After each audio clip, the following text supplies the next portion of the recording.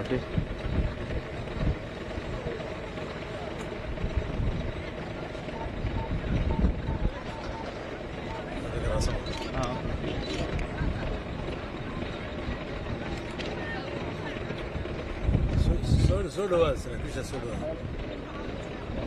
Solo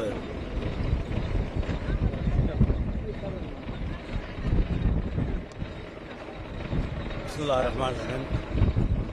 بسم الله الرحمن الرحيم maanta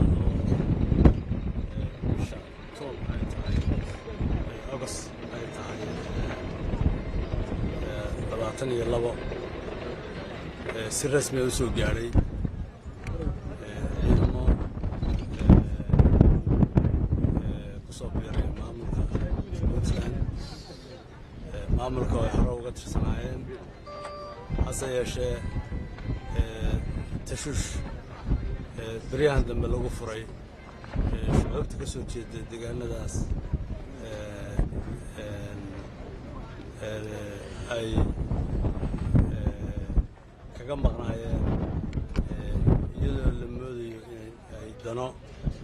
عام أي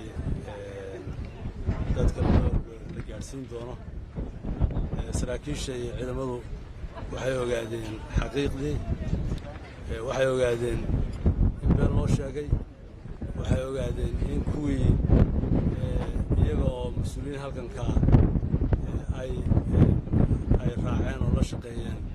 inay Hargeysa maanta wada sugan yihiin badidoodii qayb badan oo kalena inay maanta Muqdisho joogaan inay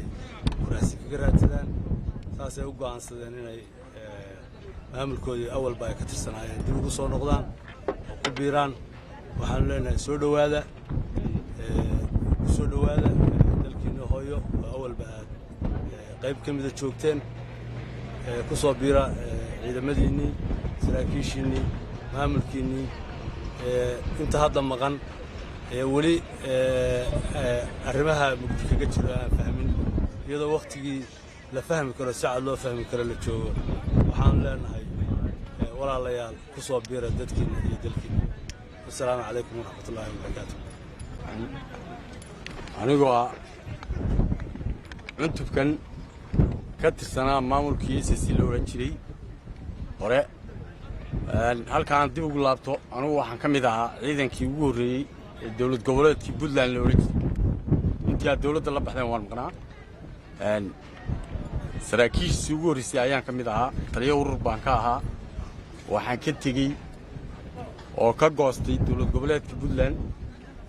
taariikhdu markay ahayd 2010 bishii afraad baan filayaa inay ahayd anoo ku biiray maamulkii markaa laga alcaamiyey buuro wadal ee SSC oo aan u arkaynay mid soo hoyn doona guulo wax ku ool ah kana gaabiyey xaqiiqiyan inkastuu dhaameydii tan hadda jirta halkan meelaha ka muuqanaysay wuxuu ahaa mid muujiyey firfircooni aad u ballaaran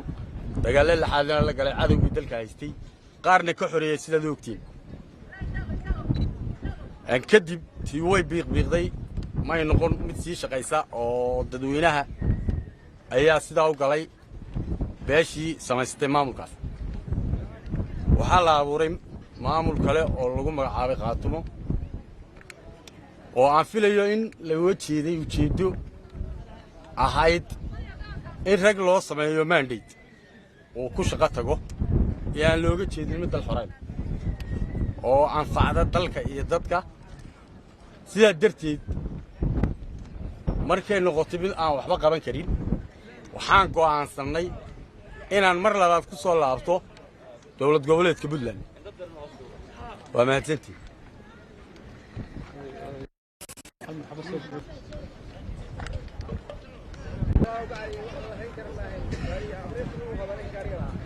ما شاء الله حالته